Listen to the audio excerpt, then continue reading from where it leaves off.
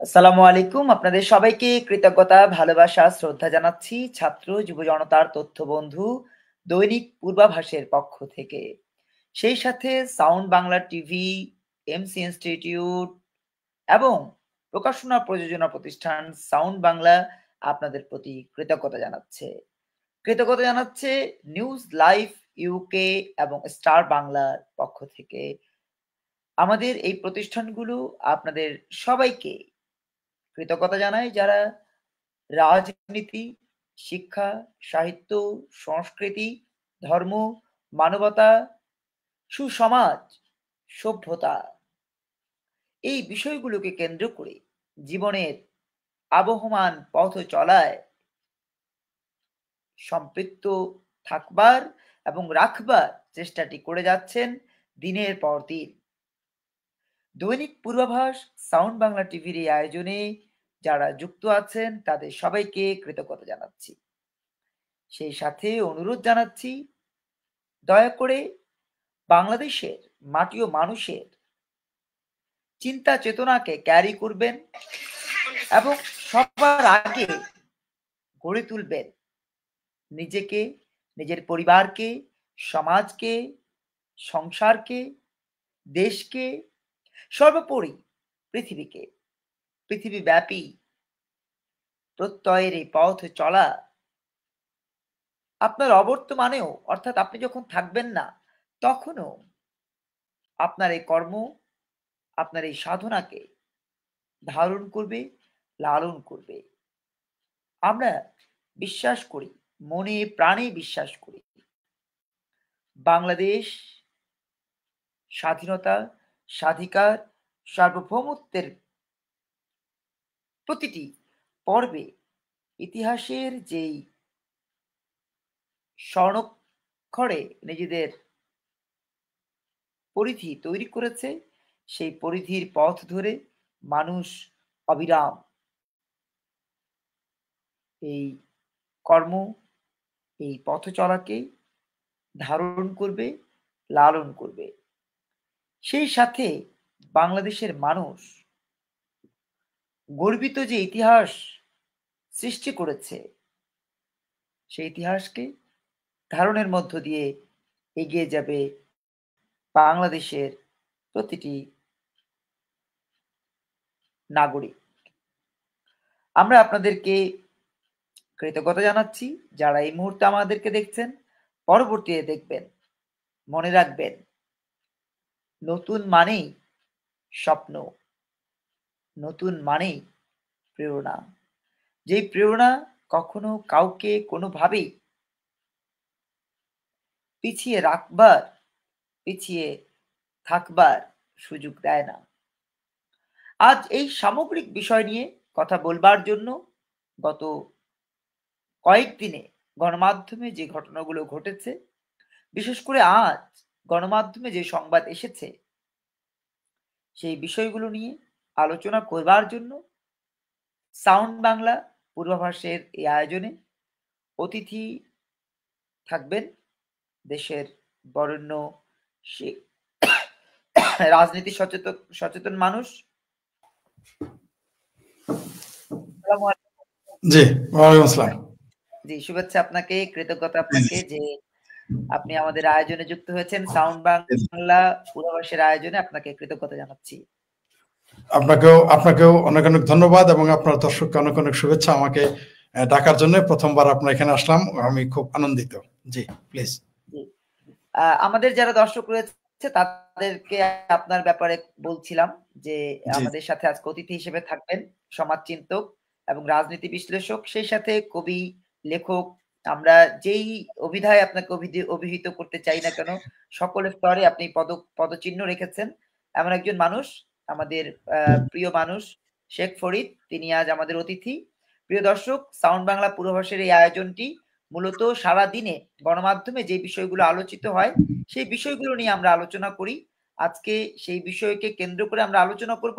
সেই সাথে ধর্ম বলেন, মানবতা বলেন, সভ্যতা বলেন, এই বিষয়গুলো থেকে আমরা কতটা বঞ্চিত হচ্ছি, কতটা এগিয়ে যাচ্ছি, সেই বিষয়েও বিশ্লেষণ করবেন আজকের আয়োজনের অতিথি। আমরা সরাসরি অতিথির কাছে চলে যেতে চাই। প্রথমেই আগামীকাল আমাদের এই বাংলাদেশ সহ এই সাবকন্টিনেন্ট সহ বিশ্বের বিভিন্ন দেশে একটি দিবস পালিত হবে, যেটি মানবাধিকার দিবস। তো এই মানবাধিকার দিবস আগামীকাল পালিত হবে 10 ডিসেম্বর। এই বিষয় নিয়ে খুব আলোচনা হচ্ছে। একজন সচেতন নাগরিক হিসেবে, রাজনৈতিক বিশ্লেষক হিসেবে, একজন সমাজচিন্তক হিসেবে এই দিবসটি কিভাবে পালিত হওয়া উচিত এবং আমরা কতটা মানবাধিকার লঙ্ঘন করছি বা মানবাধিকার রক্ষা করতে পারছি, বিশদ আপনি আপনার মতো করে বলবেন, সে আমন্ত্রণ জানাচ্ছি। জি, ধন্যবাদ আপনাকে। আবারও আপনার দর্শকদের অনেক অনেক শুভেচ্ছা। আসলে আপনি যেটা বললেন যে মানবাধিকার প্রশ্নে যে কথাটা বললেন, আসলে আমাদের বাংলাদেশে 54 বছরে একটি মানে একমাত্র মুসলিম অধ্যুষিত অঞ্চল হিসেবে, রাষ্ট্র হিসেবে এইখানে গণতন্ত্র এবং মানবাধিকার প্রতিষ্ঠিত হওয়ার কথা ছিল। কিন্তু আমরা দেখলাম 54 বছরে ধীরে ধীরে নিচে নিচে নামতে নামতে এখন শেষ হয়ে গিয়েছে। না আছে দেশে গণতন্ত্র, না আছে মানবাধিকার। মানবাধিকারের মোহ তো এখন নাই। আপনি দেখতে পাচ্ছেন যে মব ভায়োলেন্সের নামে, মব সন্ত্রাসের নামে বাংলাদেশে প্রতি মুহূর্তে মানুষকে যেভাবে হেনস্থা করা হচ্ছে, মানুষের ঘর বাড়ি ভাঙা হচ্ছে, জাতীয় মুক্তিযুদ্ধের যে স্মারক সেগুলো ধ্বংস করা হচ্ছে, এগুলো কোনো কোনো গণতন্ত্রের মধ্যে পড়ে না, রাজনীতির মধ্যে পড়ে না, মুক্তিযুদ্ধের চেতনার মধ্যে পড়ে না, মানবাধিকারের মধ্যে পড়ে না। একটি 14 বছরের শিশু জয় বাংলা বলার জন্য বা আওয়ামী লীগ শব্দ বলার জন্য আপনি তাকে ধরে নিয়ে যাচ্ছেন। একটা মানুষ ছাত্রলীগ করার কারণে ধরে নিলাম সেই ছেলেটা অপরাধী, ধরে নিলাম সেই ছেলেটা অন্যায় করেছে, আপনি তার মাকে নামাজরত অবস্থায় মেরে ফেলবেন।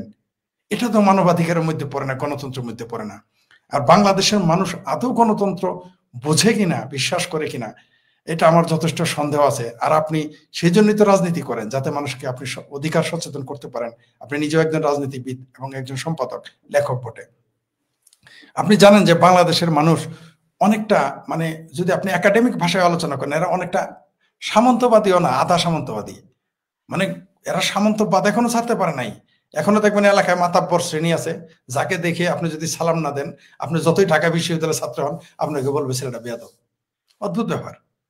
আপনি আপনার এলাকার যারা মানে যারা সমাজটাকে ধ্বংস করে ফেলতেছে, মুষ্টিমেয় কিছু লোক, তাদের দেখে যদি আপনি চা না খাওয়ান, তাদের দেখে যদি মিষ্টি না খাওয়ান, এলাকায় গেলে আপনি হবেন এই লোক কে, এই লোক কেন এলাকায় আসছে।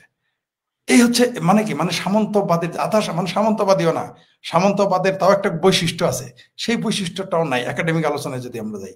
আপনি দেখেন এইখানে মানুষ এখনো চিন্তা করে যে যে ওই গলিতে অমুকের কথা ছাড়া চলা যাবে না, ওই গ্রামে অমুকের কথা ছাড়া যাওয়া যাবে না। এটা তো একটা দেশকে গণতন্ত্রকে প্রাতিষ্ঠানিক রূপ দিতে গেলে এগুলো তো রাখা যাবে না। আপনি এগুলো তো গেল তাত্ত্বিক ব্যাপার।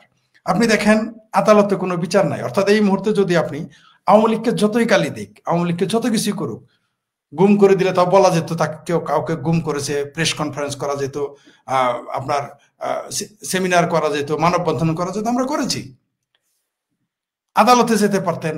কিন্তু এখন দেখেন তো আপনাকে মানে কোনো কিছু আপনি বলতে পারবেন না, কোনো কিচ্ছু না। এই যে দেখেন কয়েকদিন আগে একজন মুক্তিযোদ্ধা দম্পতিকে গলা কেটে হত্যা করা হলো, যারা সংখ্যালঘু। আপনি দেখেন সেই লোকটা সম্পর্কে এলাকায়, যেটা আপনিও বলেছেন যে তার সম্পর্কে কত ভালো ধারণা, দেখেন এটা নিয়ে কোনো কথা নাই। এই বুদ্ধিজীবীরা কিছু বলতেছে না। ওই যে আপনারা যখন আসেন একটু কথা তুলেন, তখন আমরা এগুলো নিয়ে আলোচনা করি। দেখবেন এখন আর কলামিস্ট এগুলো নিয়ে কলাম লেখে না। একজন 75 বছর বয়স্ক মানুষ, তার স্ত্রী বয়স 60 ঊর্ধ্ব, তাদেরকে মেরে ফেলল এবং তিনি পরোপকারী, সবাই বলতেছে পরোপকারী, কোনো টু শব্দটি নেই। একদিকে মুক্তিযুদ্ধের পক্ষের মানুষ, আরেকদিকে সংখ্যালঘু, তাই কোনো কথা নেই। আপনি দেখেন জামাতারা প্রতি মুহূর্তেই ধর্ম অবমাননার মামলা নিয়ে, আজকেও 2 জনকে ধর্ম অবমাননার মামলায় গ্রেপ্তার করতেছে, মারতেছে, পিটাইতেছে দেখলাম। মানে মানবাধিকার কোথায় আছে বলারছে, মানে কোথায় নাই বলারছে, কোথায় আছে প্রশ্ন করতে হবে যে কোথায় আছে মানবাধিকার। আদালতে আছে নাই, শিক্ষা প্রতিষ্ঠান আছে নাই, সমাজে আছে নাই, রাষ্ট্রে আছে নাই, আপনি কোথায় পাবেন? রাজনীতিতে নাই। আপনি দেখেন বাংলাদেশ আওয়ামী লীগের নিষিদ্ধ। আপনি মানবাধিকারের সাথে গণতন্ত্রের সম্পর্ক আছে, রাজনীতির সম্পর্ক আছে, একটার আরেকটার সাথে পরিপূরক। আপনি দেখেন ফ্রিডম অফ প্রেস, যেটা আপনি আমার চেয়ে ভালো বোঝেন, কারণ আপনি এই ব্যাপারে পেশাদার। আপনি দেখেন ফ্রিডম অফ প্রেস নাই। আর ফ্রিডম অফ প্রেস ছাড়া আপনি গণতন্ত্র, মানবাধিকার কিভাবে প্রতিষ্ঠিত করবেন? সম্ভব না। আবার পাশাপাশি দেখেন মৌলবাদীরা কিভাবে মাথাচাড়া দিয়ে উঠতেছে। রাজশাহী বিশ্ববিদ্যালয়ের একজন অধ্যাপক, সহযোগী অধ্যাপক, তিনি বলেছেন বেগম রোকেয়া কাফের মুরতাদ। আর সে কাফের মুরতাদ কিনা এই ব্যাপারে কোনো গ্যারান্টি আছে? সে যে মুসলমান তার গ্যারান্টি কি? এই যে ঢাকা একজন বিশ্ববিদ্যালয়ের শিক্ষক যদি এই ধরনের কথা বলে, ঢাকা বিশ্ববিদ্যালয়ের শিক্ষক তো বলেই দিয়েছেন, আমি নামটা ভুলে গেছি এই মুহূর্তে, তিনি তো আওয়ামী লীগ বলেছেন যে ঢাকা বিশ্ববিদ্যালয় হয়ে গেছে এখন মেজবা কামাল ভাই। জি, হায়ার মাদ্রাসা। আপনি ঢাকা বিশ্ববিদ্যালয়ের ছাত্র ছিলেন, খুব বেশি আপনি 30 বছর আগে ছিলেন না, কিন্তু যে সময়টুকু আপনি ছিলেন, দেখেন তো আপনার সেই প্রাণের ঢাকা বিশ্ববিদ্যালয়, যেখানে আপনাকে আমি বক্তব্য দিতে শুনলাম, দেখলাম, গেলাম, কই এখন সেই আপনার ঢাকা বিশ্ববিদ্যালয় আছে? আপনার ছাত্র জীবনের ঢাকা বিশ্ববিদ্যালয়ের পরিবেশটা কি আছে? সেটা আমি সামাজিক পরিবেশ বলেন, রাজনৈতিক পরিবেশ বলেন, যে কোনো পরিবেশ বলেন, নাই। এখন মানুষ ঢাকা বিশ্ববিদ্যালয়ে আগে যেতাম মনের আনন্দে, মানে নিরাপদ একটা জায়গা, আর এখন ভয়ে মানুষ ঢাকা বিশ্ববিদ্যালয়ে যায় না। আপনি দেখেছেন তো যে কোনো প্রোগ্রাম হলে ঢাকা বিশ্ববিদ্যালয়কে মানুষ প্রিফার করতো, মানুষ সেখানে যেত। ঢাকা বিশ্ববিদ্যালয়ের ছাত্র না আমাদের মতো, তারাও যাইতো। এখন ঢাকা বিশ্ববিদ্যালয়ের ছাত্র ঢাকা বিশ্ববিদ্যালয়ে যেতে ভয় পায়। একদিকে রাজনৈতিক প্রতারণা, রাজনৈতিক সংঘর্ষ, একদিকে মৌলবাদী শক্তির উত্থান। আপনি দেখেন চরমনাইয়ের পীরের যারা থাকার কথা হলো ওই খানকাতে, তারা ঢাকা বিশ্ববিদ্যালয়ে মিছিল করে, তাই না? আপনি দেখেন তো যে এখানে এই প্রমোট গুলো কারা করলো?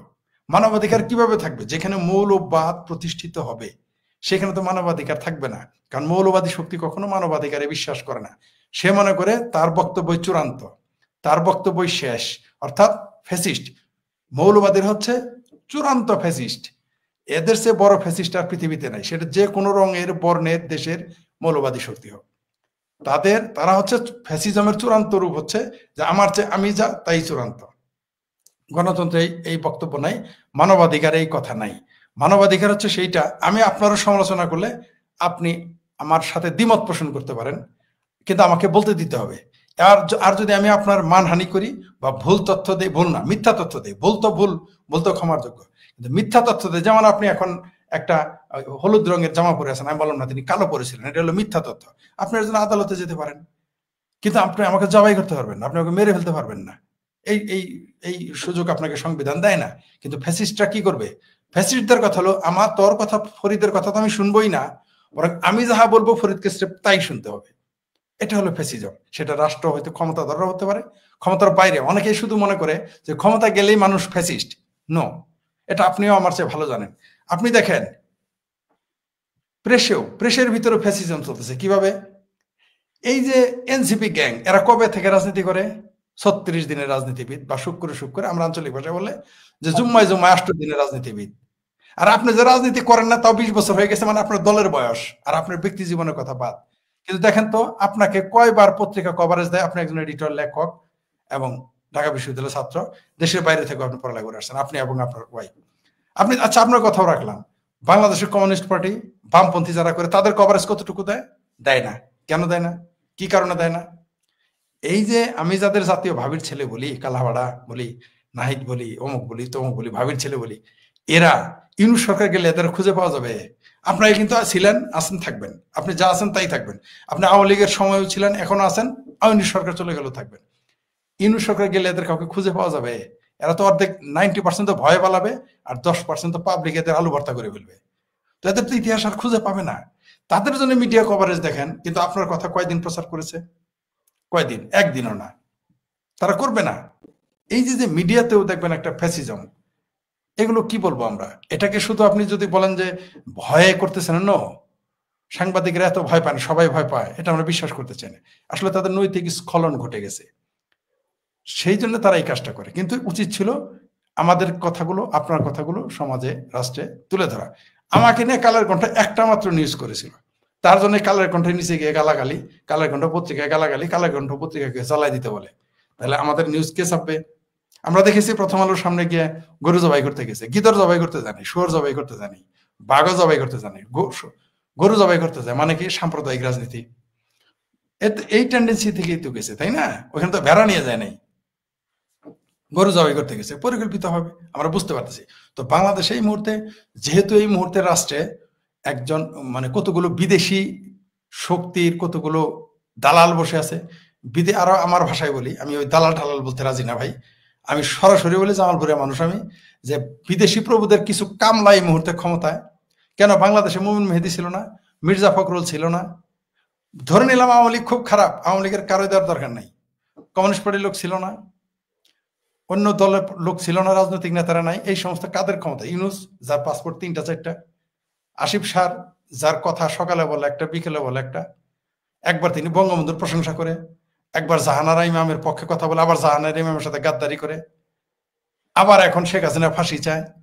মানে কখন যে কি করে তার নিজের কোনো, আবার তার নামের মধ্যে গলদ আছে, তার নাম নিয়েও বাটপারি আছে, তার নামটা পূর্ণ কি বলে না, ওই রাজার রহমান রফি খলিলুর রহমানের মতো বদ। তার পাসপোর্ট, খলিলুর রহমানের পাসপোর্টও 2টা, তার বিরুদ্ধে খুনের অভিযোগ আছে, হত্যার অভিযোগ আছে, হত্যার প্ররোচনার অভিযোগ আছে, তার বিরুদ্ধে বহুবিধ অভিযোগ রয়েছে। এই যে আমাদের এই মুহূর্তে যখন বিদেশি শক্তির কামলারা এখানে আছে, যেখানে যখন সাংবাদিকেরা কথা বলতে পারতেছে না, যখন রাজনৈতিক দল নিষিদ্ধ, যখন আদালত কাজ করতেছে না, তখন আপনি মানবাধিকার কিভাবে প্রতিষ্ঠিত করবেন? তার উপরে মানে শেরের উপরে, মানে শাকের উপরে আটি, বোঝার উপরে শাকের আটি, তার উপর আছে মৌলবাদী শক্তির উত্থান। তারা গান গাইতে দিবে না, তারা সঙ্গীতে শিক্ষক দিবে না, বাউলকে গ্রেপ্তার করবে, কথা বললে আপনার বিরুদ্ধে ধর্ম অবমাননার ফতোয়া নিয়ে আসবে, তারা বলবে এসপিডিসি কেও তারা ঝোলাবে, এগুলো বলবে। তো এর মধ্যে আপনি মানবাধিকার কোথায় খুঁজবেন? মানবাধিকার বাংলাদেশে প্রতিষ্ঠিত হওয়ার সুযোগ নেই। এখানে মুক্তিযুদ্ধের পক্ষের এবং গণতান্ত্রিক মানুষগুলোকে ঐক্যবদ্ধ হতে হবে। আপনি যে কোনো দল মতের হন, ক্ষমতায় কে যাবে না যাবে সেটা নির্ভর করবে জনগণের ভোটের উপরে। সবাইকে গণতান্ত্রিক হইতে হবে, যে গণতন্ত্রের প্রতি আস্থা থাকতে হবে, শ্রদ্ধা থাকতে হবে, যেটা আমাদের নাই। আর গণতন্ত্রের প্রতি শ্রদ্ধা আস্থা না থাকলে আপনি মানবাধিকার প্রতিষ্ঠিত করতে পারবেন না। জি জি, ধন্যবাদ। আমরা বেশ কিছু বিষয় আপনার কাছ থেকে পেয়েছি। আপনি আপনার কথায় বলছিলেন যে পত্রিকাগুলো ছাপে না, আবার আপনার কালের কণ্ঠের বিষয়টাও নিয়ে এসছেন। তো আজকে অনেকগুলো বিষয় আমাদের সামনে এসছে গণমাধ্যমের কল্যাণে। আপনার কালের কণ্ঠ, বাংলাদেশ প্রতিদিন যে বিষয়টাকে সবচেয়ে বেশি গুরুত্ব দিয়েছে সেটি হচ্ছে শিক্ষার্থীদের আন্দোলন। তো শিক্ষার্থীদের আন্দোলন আপনি হয়তো দেখেছেন ইতিমধ্যে সামাজিক যেই আমাদের হ্যান্ডেল আছে সেখানে সবচেয়ে বেশি সমালোচিত হচ্ছে শিক্ষার্থীদেরকে একজন নারী পথচারী হাঁটার সময় তার গায়ে ইট এসে পড়েছে। তিনি তখন বলেছেন যে এই শিক্ষার্থীরা দেশের জন্য নয়, সমাজের জন্য নয়, এরা নিজেদের স্বার্থের জন্য আন্দোলন করছে এবং এই আন্দোলন যারা করছে তারা স্টুপিড। আপনি হয়তো দেখেছেন। তো এই যে শিক্ষার্থীরা স্টুপিড, এই যে 7 কলেজের আন্দোলন যারা করছে তারা স্টুপিড, অথবা অতীতে যেই শিক্ষার্থীরা আন্দোলন করেছে তারা স্টুপিড, অথবা 2024 সালে যারা আন্দোলন করেছে তারা স্টুপিড, এভাবে মহিলা বলছিলেন। কেন বলছিলেন? কারণ এটা মূলত তার দৃষ্টিকোণ থেকে লোভের আন্দোলন। লোভ কিভাবে? যে আমাকে একটা চাকরি পেতে হবে, কোটার কারণে আমি চাকরি পাই না, অতএব এই কোটা বৈষম্য দূর হলে আমি চাকরিটা পাবো। এই যে চাকরি পাওয়ার একটা লোভ, প্রলোভন, দেশের জন্য না, কিন্তু তার আন্দোলন কিন্তু দেশের জন্য ছিল না। মানে কোটা বৈষম্য বিরোধী আন্দোলনটা, ওই নারীর বক্তব্য হচ্ছে কোটা বৈষম্য বিরোধী আন্দোলনটা মূলত একটা লোভের আন্দোলন ছিল। নিজে ভালো থাকবো, নিজে খুব আরামায়েশে থাকবো, সমাজ যেভাবে ইচ্ছা সেভাবে চলুক, নিজে খুব টাকা কামাবো, অতএব আমাকে বিসিএস ক্যাডার হতে হবে। আর বিসিএস ক্যাডার হতে হলে মুক্তিযুদ্ধ কোটা, মুক্তিযুদ্ধ ভিত্তিক যে কোটা, এটা বাতিল করলে আমার রাস্তা প্রশস্ত হবে। এই যে লোভের আন্দোলন, নারী যে বললেন, এই যে মা যে বললেন স্টুপিড, 24-এর আন্দোলনে যারা ছিল তারা স্টুপিড, পরবর্তীতে যতগুলো শিক্ষার্থীদের আন্দোলন হয়েছে প্রতিটা স্টুপিড আন্দোলন। এই বিষয়ে আপনি কি বলতে চান? এটা আসলে তার ক্ষোভ। সব আন্দোলনই যে লোভের তা না, কিন্তু তিনি এই আন্দোলনগুলোকে দুঃখে এগুলো বলেছেন স্বাভাবিক। তিনি যখন দেখেছেন যে প্রত্যাশা পূরণ হয় নাই, এবং তার ডিরেইল হয়ে গেছে। আপনি দেখেন এরা কি বলে আসলো কোটার কথা। আচ্ছা, তাদের আন্দোলনের পক্ষেও যদি আপনি বলতে যান, আপনি থাকতে পারবেন না তাদের পক্ষে। ওই মহিলা সেই জন্য খুব, আমরা তো সেটাকে জুলাই সন্ত্রাস বলি, ওই মহিলা তো চেষ্টা করেছে থাকা, ওই মহিলা হয়তো তার পক্ষে ছিল। আপনি দেখেন তারা বলেছে কোটা বিরুদ্ধে তারা আন্দোলন করেছে, কিন্তু আমরা এখন জানি ভর্তি কোটা এখন 63% কোটা। তাহলে তারা মিথ্যুক, তাহলে তারা ধোঁকাবাজ জাতির সাথে। মানে তাদের আন্দোলনের ভাষায় তারাই তাদের ভাষাতেই তারা বাংলাদেশের জনগণের সাথে ধোঁকাবাজি করেছে। আপনি দেখেন তারা দুর্নীতির বিরুদ্ধে কথা বলেছে, ক্ষমতায় অপব্যবহারের কথা বলেছে, ইলেকশন হয় না, ভোট দেয় না তার কথা বলেছে। কিন্তু আমরা কি দেখলাম?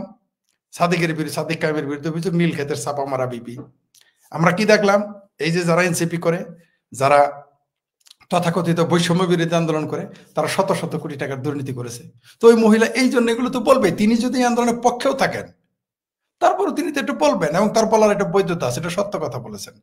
এই ক্ষোভটা তো তারা আসবেই, কারণ আপনি দেখবেন যে তারা প্রত্যেকে ব্যক্তি স্বার্থে এসেছে বা গোষ্ঠীর স্বার্থে, দেশের স্বার্থে না। কথা তো সত্য।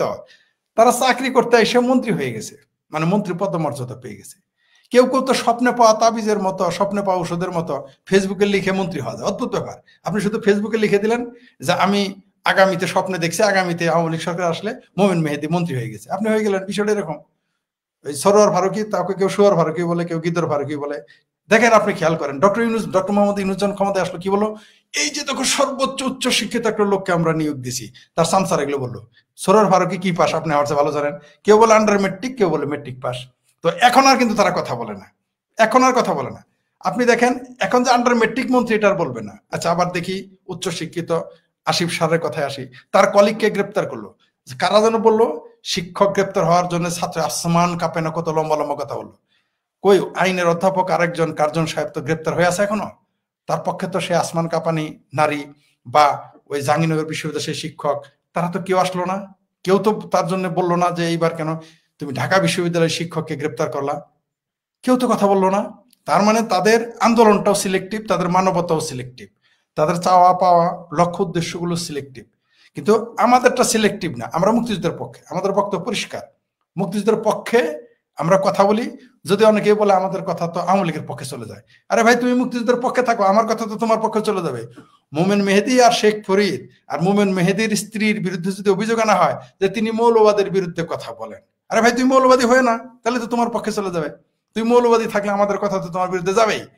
তোমরা যদি মৌলবাদী হও মনে করো নিজেকে, তাহলে আমার কথা মোমেন মেহেদী দম্পতি, মোমেন মেহেদী এবং তার স্ত্রীর কথা তোমাদের বিরুদ্ধে যাবেই। তোমরা যদি মনে করো যে আমাদের বক্তব্য আওয়ামী লীগের পক্ষে চলে যায়, মুক্তিযুদ্ধের পক্ষে বললে, মোমেন মেহেদীর স্ত্রী বললে সেটা আওয়ামী লীগের পক্ষে চলে যায়, মুক্তিযুদ্ধের পক্ষে বললে তুমি মুক্তিযুদ্ধের পক্ষে হও, তাহলে তো আমাদের কথা তোমাদের পক্ষে চলে যাবে। মোমেন মেহেদীর নিজেরই দল আছে, আর আমি তো আওয়ামী লীগ করি না, তাহলে কিন্তু আমি তো মুক্তিযুদ্ধকে ছাড়তে পারবো না। মোমেন মেহেদী আওয়ামী লীগের আমলে অত্যাচারিত হয়েছে, কিন্তু সে তো মুক্তিযুদ্ধের বিপক্ষে যাইতে পারবে না। তারা যদি আওয়ামী লীগ ফাঁসিও দিত, তারপরও তার বউ মুক্তিযুদ্ধের বিরুদ্ধে যেতে পারতো না, আমি যতটুকু তাদের সম্পর্কে জানি। এবং এটাই স্বাভাবিক। আওয়ামী লীগ আমলে আপনিও নির্যাতিত হয়েছেন, আমরা জানি। কিন্তু আপনি কিন্তু মুক্তিযুদ্ধের বিরুদ্ধে একবার যেতে পারেন নাই, যেতে পারবেন না, আপনি সুযোগ নাই আপনার। কারণ আপনি এই বাংলাদেশের মানচিত্র, বাংলাদেশের মুক্তিযুদ্ধ, বাংলাদেশের সার্বভৌমত্ব, বাংলাদেশের পতাকাকে ধারণ করেন, বাংলাদেশের মুক্তিযুদ্ধের চেতনাকে ধারণ করেন। বঙ্গবন্ধুর মুক্তিযুদ্ধর কালীন সময় আর এখনকার আওয়ামী লীগ তো এক জিনিস না। শেখ হাসিনার সমালোচনা আপনি করেন, করতেই পারেন। আপনি কেন, আমিও যদি ক্ষমতায় থাকি আপনি আমার সমালোচনা করবেন, অবশ্যই করতে হবে। আপনিও যদি ক্ষমতায় থাকেন, আপনার সাথে আমার ব্যক্তির সম্পর্ক অবশ্যই ভালো, কোনো সন্দেহ নেই। কিন্তু রাজনৈতিক মতভেদের থেকে, রাজনৈতিক যখন দেশের স্বার্থে কাজ করবেন, আমি তো বলতে হবে। যেমন আপনি আমার বিরুদ্ধে বলবেন, অবশ্যই বলবেন, নাহলে তো আপনি দেশপ্রেম থাকলো না, তখন তো ব্যক্তিপ্রেম হয়ে গেল, এটা তো আমরা চাইবো না, তাই না? তো এই যে মুক্তিযুদ্ধের প্রশ্নে যারা আমাদের, আমি জানি যে আজকে আমাদের এখানে অনেকেও কমেন্টস করবে, করবে, কেউ কেউ সমালোচনা করবে, ভালো অনেকেই বলবে, সমালোচনাও করবে যে আমাদের বক্তব্য। এটা কেন বললাম? আমি জানি এগুলো ঘটবে, তার মধ্যে আজকে প্রথম আসছি তো অনেক কথাই হবে। সেই জন্য বলতেছি, যারা আমাদেরকে মনে করেন আমরা মৌলবাদের বিরুদ্ধে কথা বলে আপনার বিরুদ্ধে চলে যায়, মুক্তিযুদ্ধের পক্ষে কথা বলে আপনার বিরুদ্ধে চলে যায়, আপনি মৌলবাদের বিরুদ্ধে হয়ে যান, তাহলে আমাদের বক্তব্য আপনার পক্ষে যাবে। আপনি মুক্তিযুদ্ধের পক্ষে না, আমাদের বক্তব্য আপনাদের পক্ষে চলে যাবে। তাহলে আপনি আমাদেরকে সহকারী মনে করতে পারবেন, সহযোগী। কিন্তু আপনি যদি আসলে মুক্তিযুদ্ধের বিরুদ্ধে হয়ে থাকেন আর যদি মৌলবাদী হয়ে থাকেন, তাহলে আমাদের কথা তো আপনার তিতা লাগবেই, এবং লাগনা চাহিয়েবি, এবং আমরা চাই এটা লাগুক আপনার কাছে, সমস্যা নাই। এখন আসি আমরা যে ওই নারীর কথাটা, ওই নারীর কথা না শুধু। আপনি দেখেন যারা লাল বদর হয়েছিল, আওয়ামী লীগের ভাষায় লাল বদর বলা হয়, আল বদর আর লাল বদর, তারা কিন্তু অনেকে পড়ে দিয়েছে, তারা এখন ভালো নেই। অভিনেতা ভালো নেই, গায়ক ভালো নেই, নায়ক ভালো নেই, ব্যবসায়ী ভালো নেই, অনেকেই ভালো নেই। তো ভালো না থাকলে তারা তো এদের বিরোধিতা করবেই। ওই নারীর যে বক্তব্যটা আপনি দেখলেন, ওই নারীর বক্তব্যটা আসলে ছাত্রদের বিরুদ্ধে না, ওই নারীর বক্তব্যটা ছাত্র আন্দোলনের বিরুদ্ধে না। আসলে ওই নারীর বক্তব্যটা হচ্ছে প্রতারণার বিরুদ্ধে। ওই নারীর বক্তব্যটা হচ্ছে এই তথাকথিত সরকারের যে হতাশামূলক যত কর্মকাণ্ড ঘটিয়েছে, দেশ বিরোধী ঘটনা ঘটেছে, তার বিরুদ্ধে তার এটা পয়েন্ট বলে আমি মনে করি। তিনি ছাত্র আন্দোলনের বিরোধিতা করছেন, আমি এটা বলতে চাই না। কারণ ছাত্ররা যদি ওই নারীর পক্ষে আন্দোলন করতো, ছাত্র যদি ছাত্রদের পক্ষে আন্দোলন করতো, মানে বৃহত্তর স্বার্থে, সিলেক্টিভ না হয়, তাহলে কিন্তু ওই নারী এই কথা বলতো না। ওই নারী আরো গ্লাসে পানি নিয়ে যেত যে বাবা খাও, 50টা টাকা দিয়ে যেত, বাবা তুমি রিক্সা ভাড়া দিও। কিন্তু ওই নারী সেটা বলতে পারতেছেন না, কারণ তিনি হতাশ, তিনি হতভম্ব, তিনি ব্যর্থ, তিনি ক্ষুব্ধ, রাগান্বিত। তাই তিনি বলেছেন যে এরা নিজের স্বার্থে সবকিছু করে, এবং আসলে তাই করতেছে। নিজের স্বার্থে করলে তো আপনাকে তো মেনে নিতে হবে। তারা তো আসলে নিজের স্বার্থে করছে, তাই নারীটা এই কথা বলার সাহস পেয়েছে। আপনি গিয়ে দেখেন ওই নারী কিন্তু জুলাই, খোঁজ নিয়ে দেখেন ওই নারী জুলাই আন্দোলনের সমর্থক ছিল। হয়তো কোনো বাচ্চাদের রিক্সা ভাড়া দিত, পানি খাওয়াইছে বা বিস্কুট খাওয়াইছে, বা অন্তত মৌখিক সমর্থন দিয়েছে। কিন্তু এখন তিনি বিরোধিতা করছেন, কারণ কি? কারণ এরা আসলেই প্রতারক। এরা, বললাম তো, আপনি যে আপনার রাজনৈতিক দলের বয়স কত হয়েছে এখন আপনার নতুন ধারার? 13 বছর। তাহলে 13 বছর। তাহলে আপনি আপনি সদ্য, আপনাকেই বলবে সদ্য রাজনীতিবিদ, তাও 13 বছর আপনার রাজনৈতিক দলের বয়স। আর এরা জুম্মা জুম্মা বারে আসছে, এরা জাতীয় নেতা বনে গেছে। তো এই দেশে তো এরকম মানবাধিকার থাকবে না, গণতন্ত্র থাকবে না। শুধুই নারী না, বাংলাদেশের ব্যবসায়ী, গার্মেন্টস শ্রমিক, শিল্পপতি সহ সবাই এখন ক্ষুব্ধ।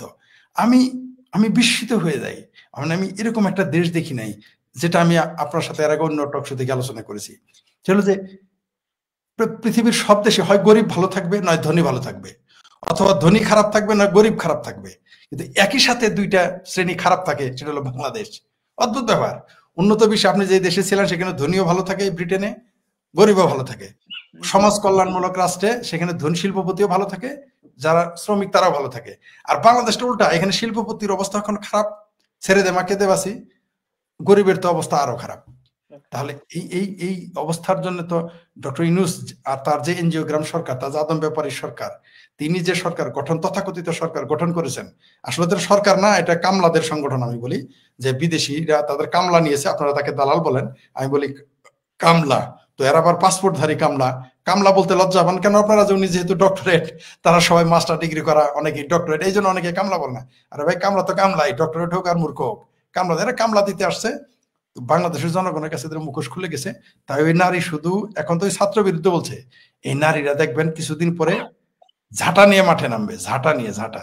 যেমন আপনার স্ত্রী অত্যন্ত পোলাইট একটা মানুষ, আমি যতদূর জানি, আমি যতদূর দেখেছি এক সময় আপনাদের, একেবারে পোলাইট মানুষ, কিন্তু তাকে কেন এত শক্ত ভাবে কথা বলতে হচ্ছে এই দেশের গণতন্ত্রের জন্য, মৌলবাদের বিরুদ্ধে, মুক্তিযুদ্ধ কেন বলতে হচ্ছে? কারণ তিনি অতিষ্ঠ। তিনি শুধু রাজনীতিবিদ হিসেবেই কিন্তু বলতেছেন না, একজন সাধারণ নাগরিক হিসেবেও কিন্তু তিনি ক্ষুব্ধ।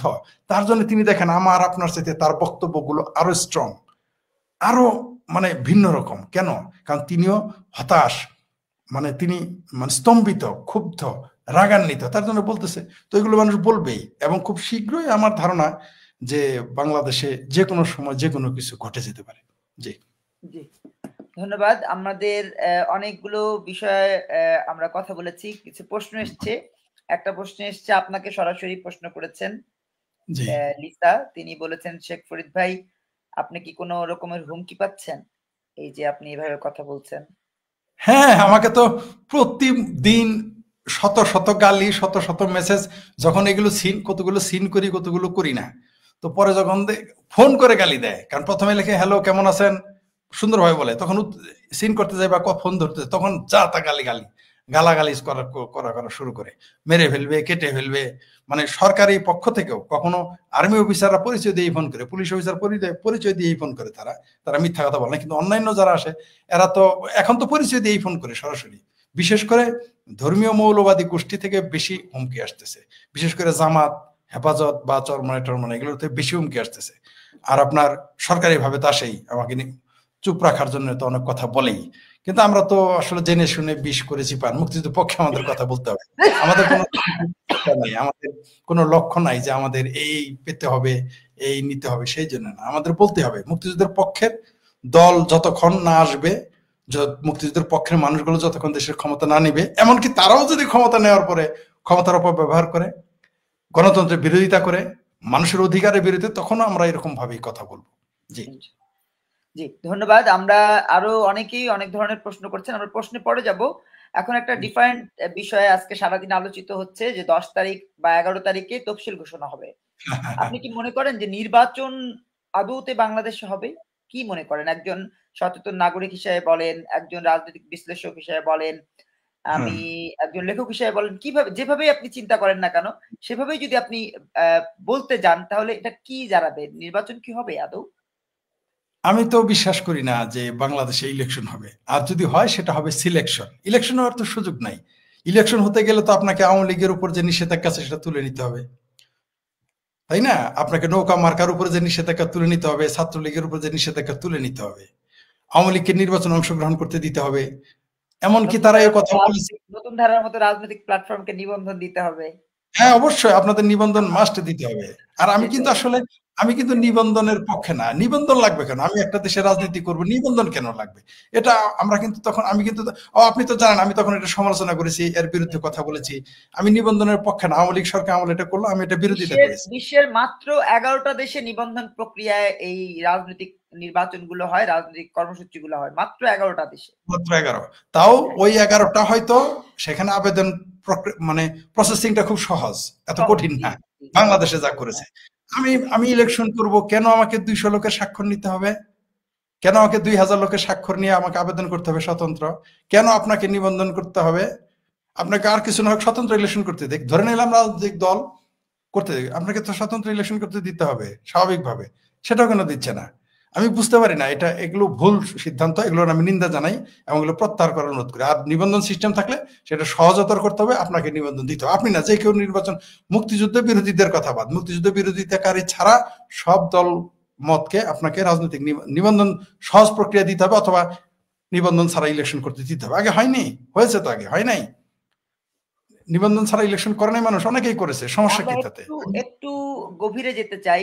আজকে বেশ কয়েকটা বাম ঘরানার রাজনৈতিক প্ল্যাটফর্ম বন্দর হুম, চুক্তির ব্যাপারে কথা বলেছে, হুম, কিন্তু গণমাধ্যমে ওইভাবে আসেনি।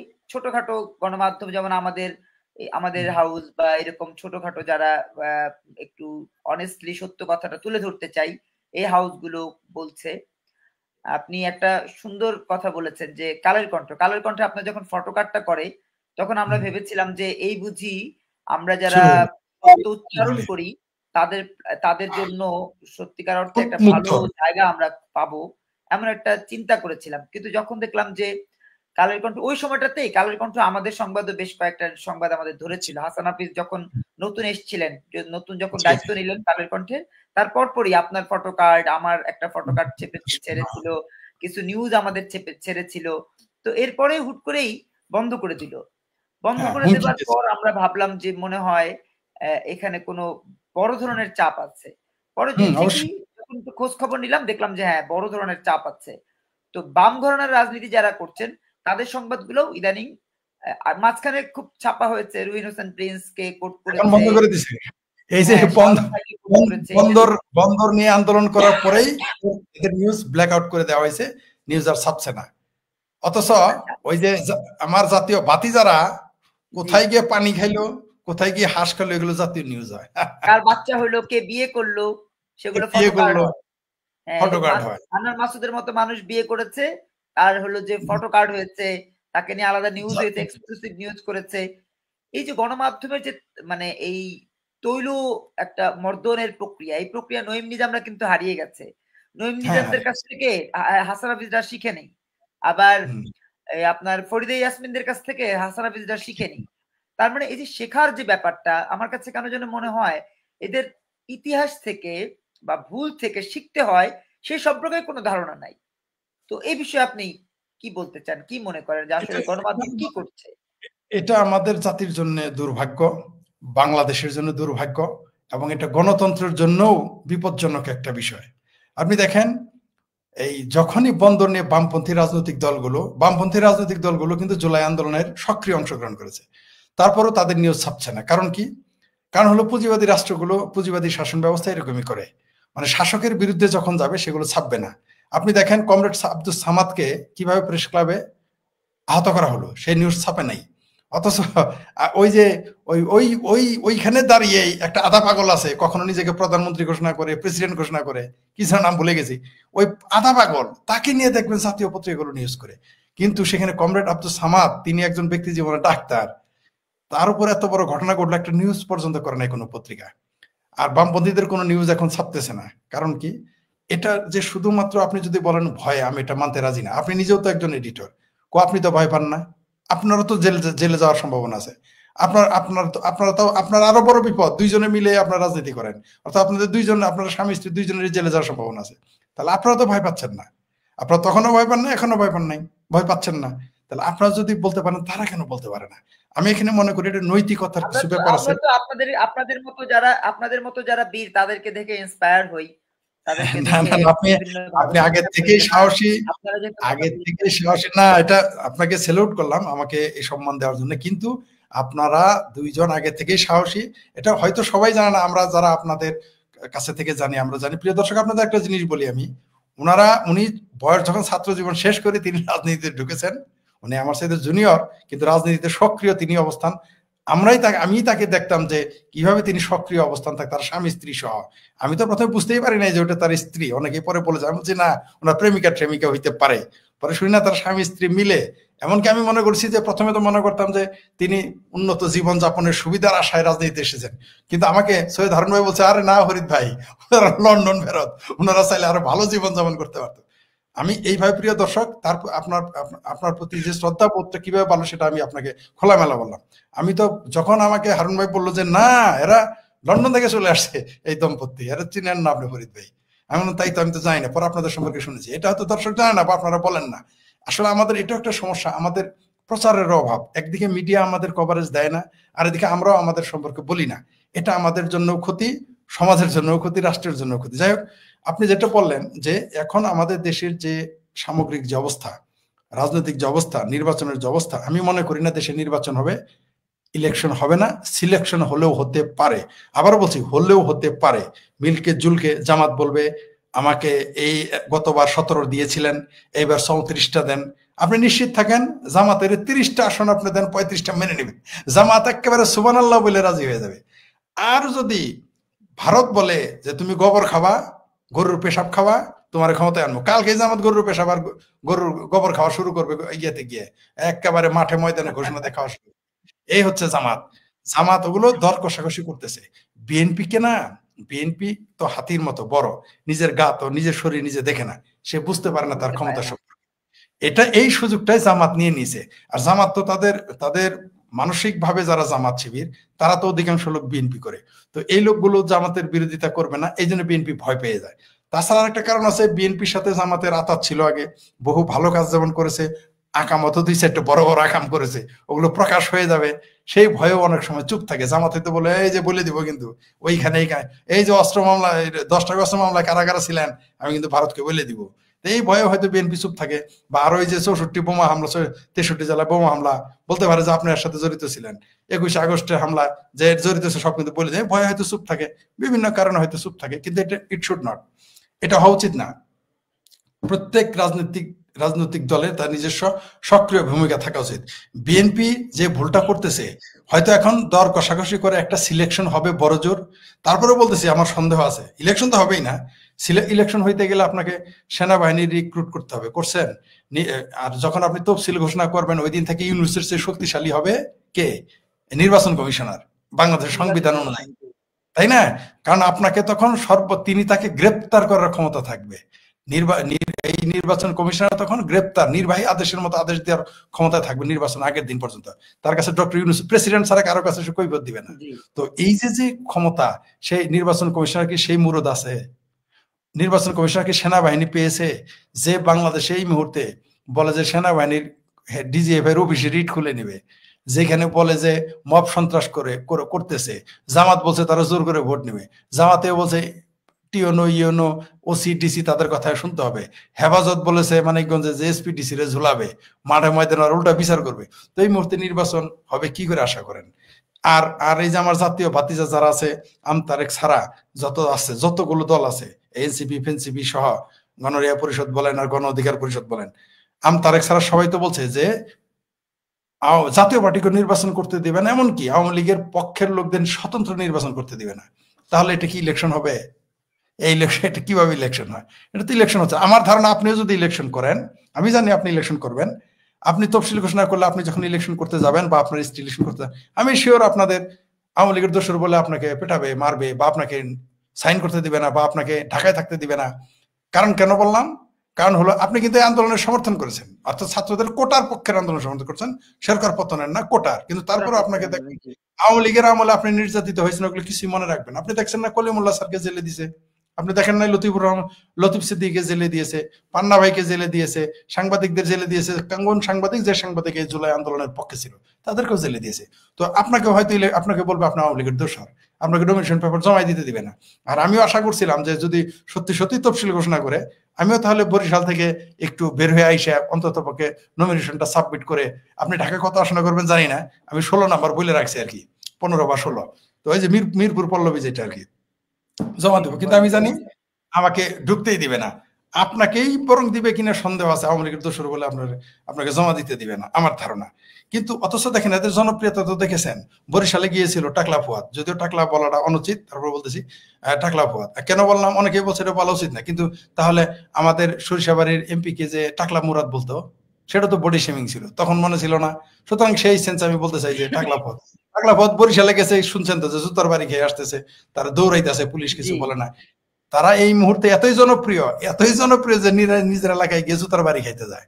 তো এতে জামানত থাকবে না তো, এরা জানে এরা এত আকাম কুকাম করেছে, তাই এরা ইলেকশনে যাবে না।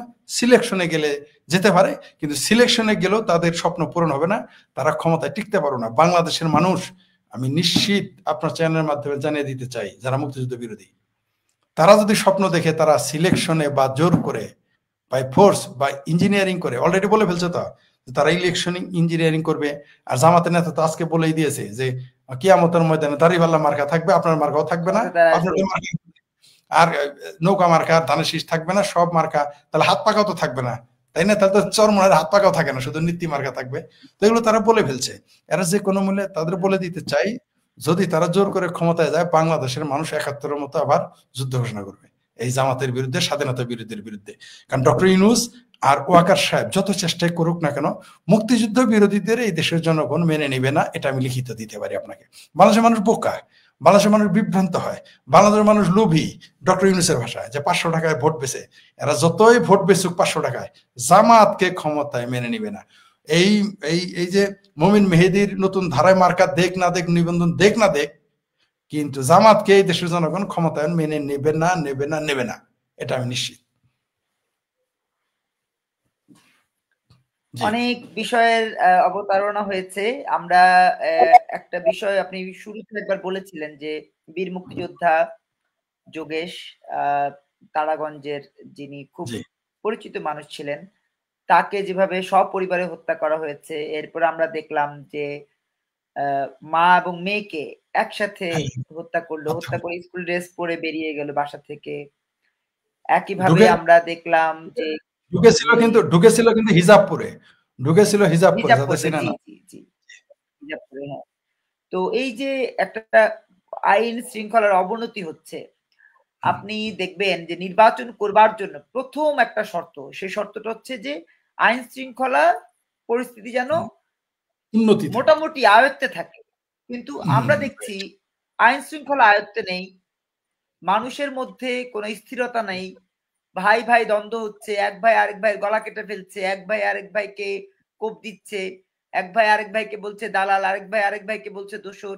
এই যে একটা প্রক্রিয়ার মধ্য দিয়ে একটা অন্যায়, অপরাধ, দুর্নীতি, সন্ত্রাস, খুন, গুমের রামরাজত্ব তৈরি হচ্ছে, এর মধ্য দিয়ে নির্বাচনের যেই ডামাডোল বাজানোর চেষ্টা করছে ইউনূস সরকার, সামগ্রিকভাবে আপনি অনেকগুলো বিষয় ইতিমধ্যে বলেছেন। তারপরেও দর্শকদের অনেক রকমের বক্তব্য আছে, গণমাধ্যমে বিভিন্ন ধরনের ভ্রান্তি আছে। গণমাধ্যম খুব বেশি হাইলাইট করছে যে বিষয়টাকে, সেটা হচ্ছে নির্বাচনের তফসিল। বিশেষ করে আজকে সারাদিন যে বিষয়গুলো এসছে, দেখবেন যে কোথাও যদি ধর্ষণের ঘটনা ঘটে, আপনার দেওয়ানগঞ্জ বলেন, আপনার সরিষাবাড়ি বলেন, আপনার হচ্ছে মেলান্দহ বলেন, আমার মেহেন্দিগঞ্জ বলেন, আমার প্রত্যন্ত অঞ্চলের যেই উপজেলা বা থানাগুলো রয়েছে সেসব এলাকায় প্রতিদিনই কোনো না কোনো নারী নিপীড়নের ঘটনা, ধর্ষণের ঘটনা, সেই সাথে বলাৎকারের ঘটনা আছে, আপনার সন্ত্রাসী কর্মকাণ্ডের ঘটনা আছে, কোথাও কোথাও খুনের ঘটনাও আছে। কিন্তু গণমাধ্যম এই বিষয়গুলো সামনে আনছে না। গণমাধ্যম সবচেয়ে বেশি গুরুত্ব দিচ্ছে নির্বাচন, তফসিল, প্রেস সচিব, এনসিপি, বিএনপির খালেদা জিয়া, জামাত ইসলামের শফিক কি বলেছে, জামাত ইসলামের তৃণমূল নেতারা কি বলেছে, এই সব বিষয়গুলো।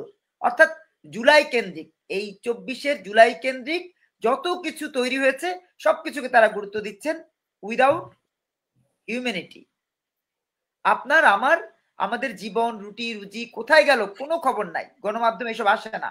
এই গত 16 মাসে আপনি পত্রিকা খুললে দেখবেন প্রথম পাতায় খালেদা জিয়ার সংবাদ, এনসিপির সংবাদ, নির্বাচন কমিশনের সংবাদ, নয়তো প্রেস সচিব কি বলেছে, নয়তো প্রেসের সহকারীরা কি বলেছে, ডক্টর ইউনূস কি বলেছে, এইগুলো একদম প্রথম পাতায়। ভেতরের পাতায় ঢুকবেন, আমি একদম পাতা ধরে ধরে বর্ণনা দিতে পারি। আপনি বলতে পারেন যে আপনার পত্রিকাটাও না, আমার পত্রিকা এরকম আমরা করি না, কারণ হচ্ছে যে আমরা দায়বদ্ধ দেশের কাছে, দেশের মানুষের কাছে। তো আমরা আমাদের মতো যারা আছি, যেমন করেন যে সাপ্তাহিক একতা বা পূর্বাভাস বা এই পত্রিকাগুলোর সার্কুলেশন কত, এই পত্রিকা তো আহামরি সার্কুলেশন না। আমরা প্রথম পাতায়, আপনি যে আজকে আমাদের লাইভ আয়োজনে যুক্ত হচ্ছেন সেটা আমাদের প্রথম পাতায় ছেপেছি, কারণ এটা আমার কাছে গুরুত্বপূর্ণ। এটা আমার কাছে গুরুত্বপূর্ণ, কারণ আমি যে বিষয়টা আপনার কাছে পৌঁছে দিতে চাই, জনগণের কাছে পৌঁছে দিতে চাই, জনগণের কাছে যে মেসেজটা দিতে চাই সেটা হচ্ছে তার দেশপ্রেম, তার মানবতা, তার সমাজ, তার সভ্যতা, এই বিষয়গুলোকে আমরা পৌঁছে দিতে চাই। কিন্তু অন্য গণমাধ্যমগুলো কিন্তু সেটা চিন্তা করছে না। তারা চিন্তা করছে তার কর্পোরেট প্রতিষ্ঠানের দারোয়ান সে, পাহারাদার সে, অতএব ওই কর্পোরেট প্রতিষ্ঠানকে বাঁচাবার জন্য ডক্টর ইউনূসের পক্ষে কথা বলতে হবে, আপনার এনসিবির পক্ষে কথা বলতে হবে, তা না হলে তো পত্রিকা ডিক্লারেশন বাতিল হয়ে যাবে, মিডিয়া বাতিল হয়ে যাবে। ওই যে গরু জবাই দিয়েছে প্রথম আলোর অফিসের সামনে, দেখা যাবে যে বাংলাদেশ প্রতিদিনের সামনে বড় একটা গরু নিয়ে গিয়ে জবাই দেওয়া শুরু করেছে। এই যে একটা সামগ্রিক গণমাধ্যমের যে পতন, গণমাধ্যমের যে ছন্দ পতন, গণমাধ্যমের যে অসহায় অবস্থা, এখান থেকে উত্তরণে কি করণীয় বলে আপনি মনে করেন? সেটা হলো খুবই খুবই জনগুরুত্বপূর্ণ কথা বলেছেন যে উত্তরণের উপায় কি। আসলে এটাই হচ্ছে আসল কথা, আমরা কিভাবে এখান থেকে উত্তরণ ঘটাবো নিজেদের। আমার মনে হয় এই বিষয়ে গণতান্ত্রিক শক্তি যারা, মানে যারা গণতন্ত্রে বিশ্বাস করে, যারা শরিয়া খিলাফতবাদী নয়, যারা ওই হেফাজতবাদী নয়, যারা মুখে এক ভিতরে আরেক, তারা গণতান্ত্রিক, অদ্ভুত ব্যাপার, তারা বলে গণতান্ত্রিক উপায়ে গিয়ে তারা খিলাফত কায়েম করবে। এরা কত বড় মুনাফেক, এরা সরাসরি বলতে পারে না যে আমরা খিলাফতবাদী। মানে কত ভণ্ড দেখেন। আমরা কিন্তু ভণ্ড না, আমরা কিন্তু বলেছি হয় সমাজতন্ত্র কায়েম করতে চাই, না হয় গণতন্ত্র কায়েম করতে চাই, আমরা কিন্তু বলি নাই ওইটা করতে চাই। হ্যাঁ সেটাই তো। এই যে এরা যে ভণ্ডামিটা করতেছে, তো আমি সেই জন্য বলতেছি যে গণতান্ত্রিক শক্তি, বিশেষ করে যারা মুক্তিযুদ্ধের পক্ষের, ঐক্যবদ্ধ হইতে হবে। হতে পারে যে আপনার রাস্তা, আপনার লাইন অফ থিঙ্কিং আলাদা, আপনার রাজনৈতিক দর্শন আলাদা, আমার আলাদা, আরেকজনের আলাদা, সমস্যা নাই, কিন্তু এই গণতান্ত্রিক শক্তি যারা, তাদের ঐক্যবদ্ধ থাকতে হবে। মুক্তিযুদ্ধের এবং গণতন্ত্রের পক্ষের মানুষগুলো ঐক্যবদ্ধ হয়ে একটি সুষ্ঠু নির্বাচনের দিকে আগে যেতে হবে। কারণ আপনি স্পষ্টতর দেখতে পাচ্ছেন, লিবিয়াতে কিন্তু আপনি জানেন গাদ্দাফিকে বাবা বলা হতো, সাদ্দামকেও মোটামুটি বাবাই বলা হতো। ইরাকে এমনকি তারা কিন্তু অর্থনৈতিক পরিস্থিতি খারাপ ছিল না, মানে অর্থনীতিতে কিন্তু খারাপ ছিল না, তাদের চরম, তারা স্বৈর শাসক ছিল দুইজনই, কিন্তু তারা কিন্তু ভাতে কাপড়ে কাউকে কষ্ট দেয় নাই। তারপরেও কিন্তু জনগণ সেই দেশে শান্তিতে ছিল না। কারণ হলো যে শান্তিতে যদি থাকতো তাহলে তো ভাঙতো না। তাহলে নির্বাচনটা ফ্যাক্টর। আপনার পেটে যতই ভাত থাকুক, যদি আপনি গণতান্ত্রিক না হন, আপনি সুখ পাবেন না, শান্তি পাবেন না, স্বস্তি পাবেন না, চিন্তা করার অধিকার পাবেন না। তার জন্যই তো মানুষ এখানে বিদ্রোহ করেছিল, অন্য কোনো কারণ। ওখানে তো ভাতের অভাব ছিল না, ওখানে তো কেউ বলে নাই ভাত দে কাপড় দে, নইলে সাদ্দাম গদি ছেড়ে দে। ওখান থেকে কেউ বলে নাই ভাত দে কাপড় দে, নইলে লিবিয়ার গাদ্দাফি ক্ষমতা ছেড়ে দে। কেউ ওখানে ভাত খাওয়ার অভাব নাই। সেইখানে শুধু আপনি বিয়ে করতে গেলে হিউজ মানি দেয়, বাচ্চা হইলে আরো হিউজ মানি, পড়তে গেলে হিউজ মানি রাষ্ট্র নিজে দিত। তাহলে সেইখানে মানুষ কেন আন্দোলন করলো? নিশ্চয়ই তো কোনো কারণ ছিল। গণতন্ত্র আপনাকে বাক স্বাধীনতা দিতে হবে, নাহলে দেশে মানুষ মানবে না, মানতে পারে না। ডক্টর ইউনূস বলেও আসছে, কিন্তু এই কথা বলেই ক্ষমতায় আসছে যে সে শেখ হাসিনা ইলেকশন করতে দেয় নাই, ভোট করতে দেয় নাই, তিনি তাই আসছেন। এগুলো বলে আসছে। তিনি বলে আসছেন যে কোটা চলবে না, কিন্তু তিনি এসে কোটা দিচ্ছেন আর ইলেকশন করতেছেন না। মানেটা কি? মানে তিনি প্রতারক, তার দল প্রতারক, তার সমর্থকরা প্রতারক। আর যত দল দেখেন এগুলো জামাত, এক সাপের দুই মুখ, জামাতের 20 মুখ। এরা সব জামাতেরই লোক, কেউ অন্য দল না। এমনকি দেখেন যে বিএনপি তাকে খিলিয়ে, ফিডার খিলিয়ে, ভাত কাপড় দিয়ে তৈরি করেছে একটি দলকে, সেই দল কিন্তু এখন বিএনপির বিরোধিতা করে। সৈয়দ আশরাফ সাহেবকে আমার বারবার, অনেকে বলে কেন আমি এক কথা বারবার বলি, মনে করায় দেওয়ার জন্য বলি। সৈয়দ আশরাফ সাহেব কি বলেছিলেন? যে মৌলবাদী শক্তি হচ্ছে আওয়ামী লীগের জন্য সবচেয়ে বড় শত্রু। আমি বলতে চাই যে শুধু তাই না, মৌলবাদী শক্তি বিএনপির জন্য বড় শত্রু, মুক্তি আপনার যে নতুন ধারার জন্য বড় শত্রু, আমি ফরিদের জন্য মৌলবাদী শক্তি বড় শত্রু, বাংলাদেশের সমাজের জন্য মৌলবাদী শক্তি বড় শত্রু, বাংলাদেশের যারা শিক্ষা, সাহিত্য, সংস্কৃতি, সঙ্গীত, বিজ্ঞান, প্রযুক্তি সবকিছুর বড় শত্রু হচ্ছে মৌলবাদী গোষ্ঠী। এমনকি বিএনপিরও বড় এখন কারা প্রতিদ্বন্দ্বিতা, এখন তো আওয়ামী লীগ নাই, কারা বিরোধিতা করতেছে, কারা বিএনপিকে ছেঁচড়া সাদাবাজ বলে? নিশ্চয়ই আওয়ামী লীগ বলে নাই, আপনি বলেন নাই, আমিও বলি নাই। কে বলেছে? চরমোনাই। কোন চরমোনাই? যে চরমোনাই এখন জামাতের মাউথপিস। কোন চরমোনাই? যে এই আরেক মুনাফেক। কিছুদিন আগে বলতো, আমি বারবার বলেছি, ময়মনসিংহ এর পানির ট্যাঙ্কি নিচে লেখা থাকতো বিশাল বড় দেয়ালে, বিশাল বড় লেখা থাকতো, হে আল্লাহ, জামাত ইসলামের হাত থেকে তুমি ইসলামকে বাঁচাও। কি লেখা থাকতো? আমি নিজে চোখে দেখেছি এবং অনেকেই দেখেছেন যে জামাত ইসলামের হাত থেকে তুমি। আর এখন সেই জামাতের সাথে সে মাউথপিস হয়ে বিএনপির গালি দেয়। অথচ চরমনের পালছে কে? আওয়ামী লীগ এবং বিএনপি। জামাতকে পালছে কে?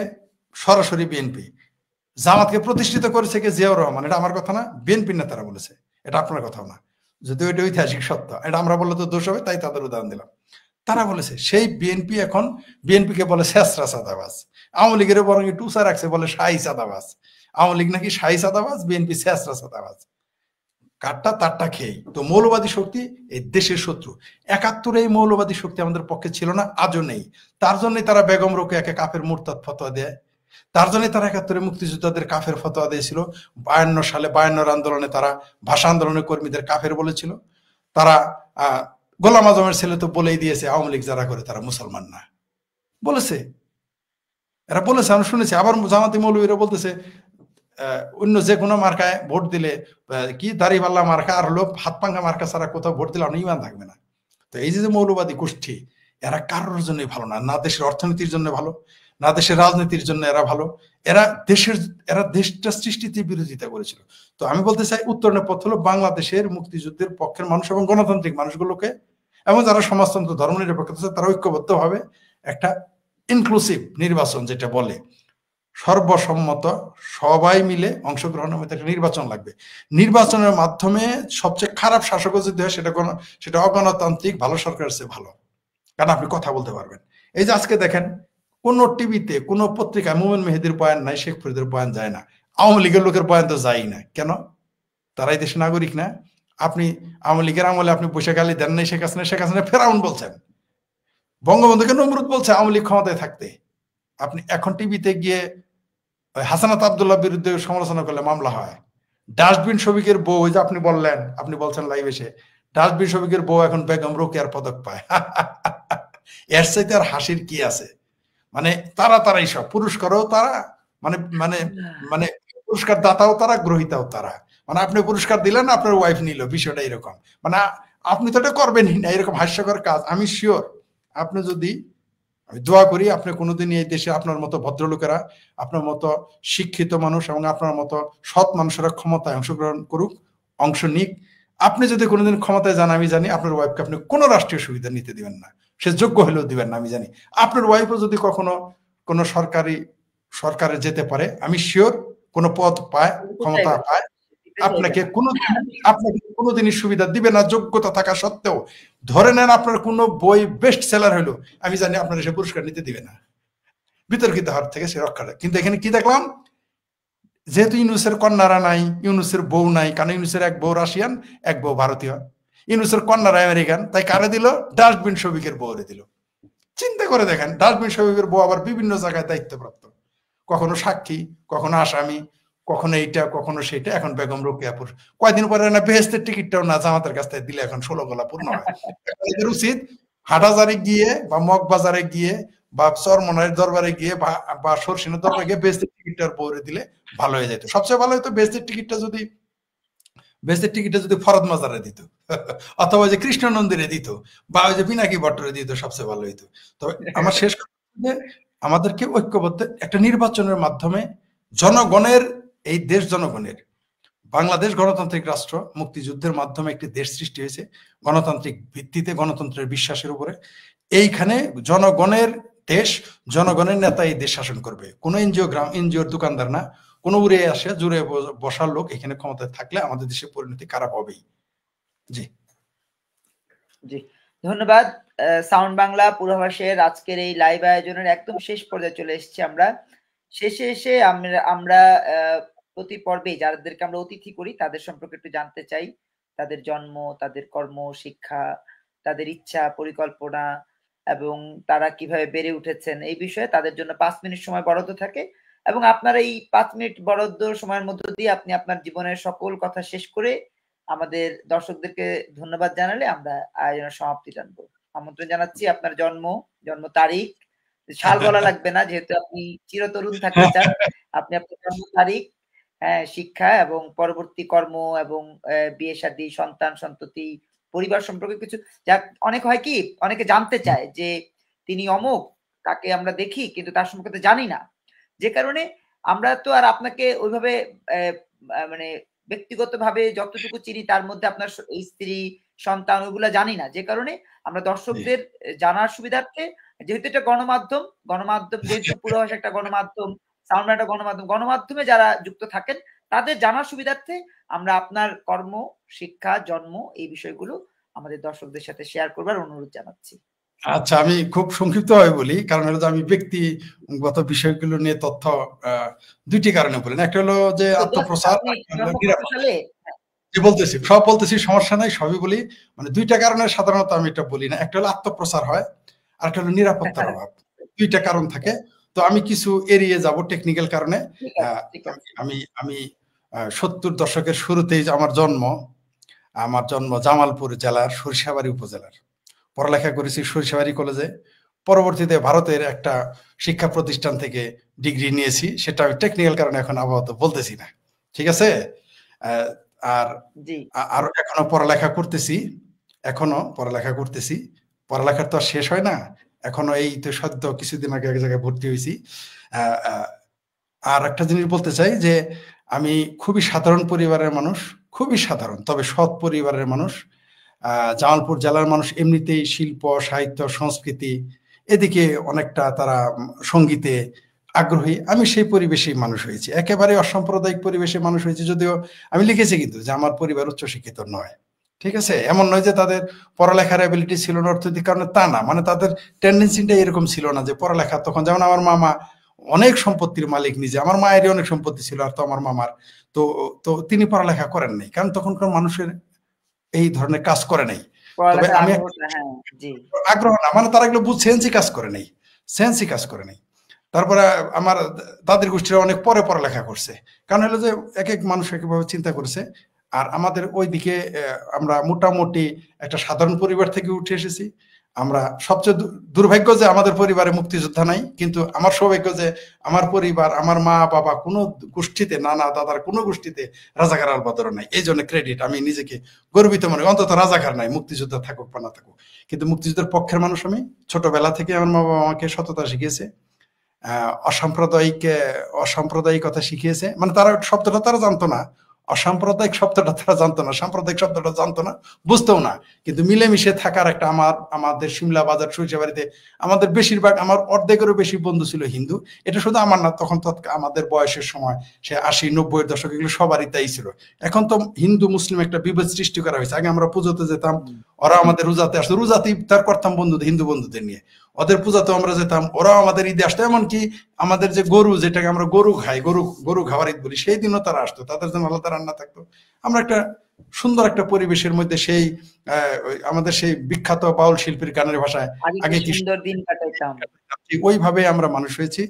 আর আপনার এই ঢাকাতে আমি বাম রাজনীতিতে সম্পৃক্ত হয়েছি। আপনারা জানেন তো আমি বাম রাজনীতি করতাম। বাম রাজনীতি থেকে এখন কোনো রাজনৈতিক দলের সাথে আমি সম্পৃক্ত নই, কারণ আমি হতাশ। রাজনৈতিক দলের কার্যকলাপ দেখে আমি 2007 সালের পরে আমি আমার কমিউনিস্ট পার্টির যে আমার মেম্বারশিপ সেটা রিনিউ করি নাই। কিন্তু আমি রাজনীতিতে থাকতাম, তাদের মিছিল মিটিং এ থাকতাম, আপনারা দেখেছেন গণজাগরণ মঞ্চ, আপনার সাথে থাকা, আপনার বিভিন্ন অনুষ্ঠানে যেতাম, বিভিন্ন সেমিনারে যেতাম, সিম্পোজিয়ামে যেতাম আপনাদের সাথে কথা বলতে, বিভিন্ন। আর আমার সময়টা কেটেছে আসলে আমি ইদানিং আমি জনসমকক্ষে এসেছি। আপনি জানেন যে আমি খুব কমই ওই মিছিল মিটিং ছাড়া আমাকে পাওয়া যেত না। আমি সাধারণত বই পড়তাম, আমার কাজ হলো আমি বই পোকা মানুষ, আমাকে বই না পড়লে আমার ঘুমায় না। কালকে রাতেও আমি সকাল 7টায় গত রাত্রে ঘুমাতে গেছি, আমি অসুস্থ হয়ে গেছিলাম, সেজন্য ফোন বন্ধ ছিল, রেস্ট নিয়েছি। মানে বই আমাকে পড়তে হবে। ঢাকায় আপনি জানেন যতগুলো গ্রন্থাগার আছে, শুধুমাত্র ঢাকা ইউনিভার্সিটির ভিতরে যে গ্রন্থাগার, ওইখানে তো ছাত্র ছাড়া যাওয়া যায় না। এছাড়া মোটামুটি পাবলিক লাইব্রেরি থেকে শুরু করে ওই গণ গণ গ্রন্থাগার, ওই যে যেটা গুলিস্তানে যেটা, সেখানে ওইখানে, তারপর আপনার এমনকি ইসলামী ফাউন্ডেশন, আপনি দেখবেন যে ইসলামী ফাউন্ডেশন আমি চুল টুল বেঁধে যেতাম আর কি, ঠিক আছে। ওইখানে গিয়ে সারাদিন বই পড়তাম। আমার কাজই ছিল বই পড়া। আমি হচ্ছে একটা বুক ওয়ার্ম, মানে বই পোকা বলতে পারেন, বুক ওয়ার্ম। আমি আমি বই পড়তেই সবচেয়ে বেশি ভালোবাসি। আমার জীবনটাই কেটে গিয়েছে বই পড়ার, মানে আমার অসুস্থ হয়ে গেছে, আমার ব্যাকবোনে প্রবলেম হয়ে গেছে বই পড়তে পড়তে। আমি ভেবেছিলাম, আমার 17 সালে গুরুতর একটা অ্যাক্সিডেন্ট হয়েছিলাম, ডাক্তার দেখিয়েছি কয়েক দেশেই, তারা, আমি ভেবেছিলাম অ্যাক্সিডেন্টের কারণে, তারা বলেছে না, অ্যাক্সিডেন্টের কারণে আমার ব্যাকবোনের সমস্যা নাই, অন্য কোনো কারণ। পরে তারা ধরে ফেলেছে যে আমি বসে থাকার কারণে আমার এই সমস্যাটা হয়েছে ব্যাকবোনে।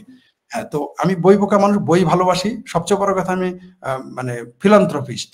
আমি বলতে পারেন যে আমি ব্যক্তি জীবনে, আমি বলি আরো, আমার ব্যক্তি জীবনে আমার 2 সন্তান আছে, 1 মেয়ে 1 ছেলে। তাদের নাম বয়স এগুলো সঙ্গত কারণে আমি নিরাপত্তাজনিত কারণে চুপ থাকলাম। তারা কোথায় আছে কিভাবে আছে এটা আমি টেকনিক্যাল কারণে এড়িয়ে গেলাম। ওরা আপাতত ভালো আছে, কোনো সময় নিরাপদ আছে। আর আমি আমাকে আত্মগোপনে থাকতে হয় কেন আপনারা জানেন। একদিক হলো মৌলবাদীদের, আওয়ামী লীগের আমলে আমাকে আত্মগোপনে থাকতে হয়েছে, এখন তো জানের ভয়ে আত্মগোপনে থাকতে হয়। আগে মামলা মোকদ্দমার ভয় থাকতে হতো, হামলা মামলা হতো, এখন তো আরো বেশি হবে কোনো সন্দেহ। এই জন্য আত্মগোপনে থাকি, সামনে আসি না। তবে সামনে একটা বড় কিছু করার ইচ্ছা আছে, সাংস্কৃতিক একটা বিষয়। আমরা, মানে আমরা বলি আমরা একটা মুভি নিয়ে কাজ করব, আশা আছে খুব। আমরা বেশ কয়েকজন ট্রাই করতেছি, খুব বড় একটা প্রকল্প নিয়ে আমরা সামনে আসবো, বাংলাদেশ প্রসঙ্গই থাকবে, বাংলাদেশের ইতিহাস নিয়ে। আর আপনার ব্যক্তি ব্যবসা, আমি আমার ব্যবসা ছিল মেডিকেল ট্যুরিজম, আর একটা বিজনেস ছিল আমার, সেটা আমি টেকনিক্যাল কারণে এখানে বলতেছি না, তাহলে আমার ওইখানে হিট হতে পারে, টের পেয়ে যেতে পারে। আমার ইনভেস্টমেন্ট ছিল, আমি ছোটখাটো একটা ব্যবসাও করি, সেটা অনেকেই জানে না। ব্যবসার ভিতরে আমার ইনভেস্টমেন্ট থাকে, সেখান থেকে আমি চলতাম। যদিও এখন খুব সমস্যা, এখন তো ব্যবসা বিভিন্ন কারণেই বন্ধ। আর আমার মূল বিজনেস ছিল মেডিকেল ট্যুরিজম, মূলত মেডিকেল ট্যুরিজম ছিল আমার মূল ব্যবসা। আর এখন তো সব বন্ধ, ওগুলো বন্ধ। এখন অন্য চিন্তা আছে, টার্গেটস আছে আমাদের হসপিটাল করার জন্য, যেটা আপনারা, আমাদের যারা শুভাকাঙ্ক্ষী তারা অনেকেই জানেন যে আমরা একটা হসপিটাল করার চিন্তা ভাবনা করতেছি। যে সেটা হচ্ছে যে খুবই কম টাকায় যাতে সুচিকিৎসা পায়, সেই জন্য আমাদের প্রচেষ্টা অব্যাহত আছে। এটা আমরা কয়েক বছর ধরে চেষ্টা করতেছি। হয়তো আওয়ামী লীগ সরকারের পতন না ঘটলে হয়তো এই 2024 সালে হয়ে যেত, কিন্তু এখন একটু সময় লাগবে সঙ্গত কারণেই। তো আশা করতেছি হবে, এবং হতেই হবে, কারণ এছাড়া তো উপায় নাই। কারণ আমাদের দেশের, আমি বারবার বলি, আমাদের দেশের 1 লক্ষ কোটি টাকার, মানে আমাদের বাজেট 5-6 লাখ কোটি টাকার, অথচ 1 লক্ষ কোটি টাকার মেডিকেলের পারপাস আমাদের চলে যায়। এই ব্যাপারে আমাদের, এটা আপনাদের কাছে অ্যাপ্লাই করবো আমি, আপনারা যারা রাজনীতিবিদ এটা খেয়াল করবেন। আর একটা জিনিস বলি, বৈদিক দর্শনেও আছে, আমি নিজ অভিজ্ঞতা থেকে পড়েছি, যে ভালো কাজ করেন আর মন্দ কাজ করেন, আপনি রাষ্ট্রীয় পৃষ্ঠপোষকতা ছাড়া বড় কিছু করতে পারবেন না। সুযোগই নাই, সুযোগই নাই, আপনি চাইলেও করতে পারবেন না। এটা কিন্তু সত্য। এটা কিন্তু একেবারে, এটা প্রথমে ভেবেছিলাম এটা আমার ধারণা, পরে দেখে না, এগুলো বৈদিক দর্শনেও আছে, গ্রিক দর্শনেও তাই লেখা আছে। সেখানেও তাই, সেখানে গ্রিকের আপনি সাহিত্য ইতিহাস পড়বেন, সেখানেও তাই পাবেন। এমনকি আমাদের যেটা দর্শন, আসলে তো আমরা তো ভারতীয় সভ্যতার সন্তান। আমরা যে যাই বলি, ভারতীয় দর্শন আর হিন্দু তো এক না, কিন্তু এই দেশের মানুষ তো হিন্দু আর ভারতীয় দর্শন এক করে ফেলে। আমাদের তো এটা সমস্যা, আমরা তো আরব না, আমরা তো তুর্কি না, আমরা তো ইরানি না, আমরা তো পার্সি না, মানে পারস্যের না, আমরা হচ্ছে ভারতীয় সভ্যতা, পৃথিবীর একমাত্র সিভিল, ভারতের সভ্যতার অংশ আমরা। বাংলাদেশিরাও ভারতীয় সভ্যতার অংশ, পাকিস্তানিরাও ভারতীয় সভ্যতার অংশ, ভারত তো ভারতীয় সভ্যতার অংশই। তো এই জিনিসটা আমাদের মানুষ ভুল বুঝে। এখানে ভালো কাজ মন্দ কাজ করেন। আর আপনারা অনেক কিছু বুঝতে পারতেছেন যে আমি অনেক কিছু এড়িয়ে যাচ্ছি টেকনিক্যাল কারণে, সঙ্গত কারণেই অনেক কথা বলে ফেললাম। ঠিক আছে, অনেক কথাই আমার এড়িয়ে যেতে হলো। ধন্যবাদ। আমরা প্রিয় দর্শক যারা যেখান থেকে এতক্ষণ আমাদের সাথে থেকেছেন, সবাইকে কৃতজ্ঞতা জানাচ্ছি, সেই সাথে আপনাকে বিশেষ কৃতজ্ঞতা জানাচ্ছি। শেষে এসে একজন একটা প্রশ্ন করেছে, কবিতা পণ্য নয় বুনো ফুল, এই বইটা কি আদৌ মানে কোনো কপি আছে, নাকি একদম শেষ কপিটা আপনার হাতে আছে? একজন প্রশ্ন করেছে, এই বিষয়ে বাংলাদেশে একজনের কাছে আছে, খুব সম্ভবত যুবরাজের কাছে 50-60 কপি এখন আছে, বা আছে কিছু কবি, কবিতা পণ্য নয় বুনো ফুল, এটা আছে, পাবেন আপনারা। আর যদি না থাকে আমি আপনাদের পিডিএফ কপি দিয়ে দিব, ঠিক আছে? কেউ চাইলে সংগ্রহ করতে পারেন, সমস্যা নেই। জি, আরো কিছু বই আশা করতেছি ফেব্রুয়ারি মার্চে আরো কিছু বই আমার প্রকাশ হবে এবার, একটা তাই মৌলিক আর অনুবাদ কয়েকটা আসবে। নতুন করে প্রকাশের জি, উদ্যোগ এগুলো নিচ্ছেন। নতুন নতুন আসবে এগুলো আর কি, একটা দুইটা অনুবাদ আচ্ছা, গ্রন্থ এগুলো আর একটা মৌলিক গ্রন্থ আসবে। জি, মৌলিক গ্রন্থ কি কবিতার না আপনার না প্রবন্ধ কবিতা বা না, গদ্য? এগুলো ইতিহাসের রাজনীতির উপরেই। জি ওকে। তো আমরা অনেক সময় আপনার কাছ থেকে নিয়েছি। আপনিও দয়া করে অনেক সময় দিয়েছেন। আপনাকে কৃতজ্ঞতা জানাচ্ছি। আপনি এত ব্যস্ততার মধ্যেও আমাদেরকে সময় দিয়েছেন। দৈনিক পূর্বাভাস এবং সাউন্ড বাংলা টিভির পক্ষ থেকে আবারও কৃতজ্ঞতা। আমরা মাঝে মধ্যেই আপনাকে আমাদের আয়োজনে চাই। কারণ জি প্রচুর দর্শক বিভিন্নভাবে সম্পৃক্ত হয়েছেন, অনেকে শেয়ার করেছেন, অনেকে বিভিন্ন ধরনের প্রশ্ন করেছেন। আমরা সকল প্রশ্ন নিতে পারিনি। আগামীতে যদি আবার আপনি আমাদের সাথে যুক্ত হন, সেক্ষেত্রে এই দর্শকদের যে প্রশ্ন, সেই প্রশ্ন আবারও আপনার সামনে উপস্থাপন করব এবং জি এমন একটা জমজমাট আয়োজনে আপনি সম্পৃক্ত করেছেন। সম্পৃক্ত আপনার দর্শকদেরকে করেছেন। আপনার অনেক দর্শক এখানে কমেন্ট করেছে। হ্যাঁ, আমাদের যারা থ্যাংক ইউ। দর্শক তারাও অনেকে কমেন্ট করেছে। সব মিলিয়ে আজকের আয়োজনে আপনাকে কৃতজ্ঞতা, ভালোবাসা, শ্রদ্ধা জানিয়ে আজকের আয়োজনের সমাপ্তি টানছি। ভালো থাকবেন নিরন্তর। দর্শকদের প্রতি আবারও ভালোবাসা। মনে রাখবেন, দেশ সবার আগে। দেশের অবশ্যই। মানুষের দায়িত্ব আপনার নিজেরও। ভালো থাকবেন। আসসালামু আলাইকুম। ওয়ালাইকুম আসসালাম।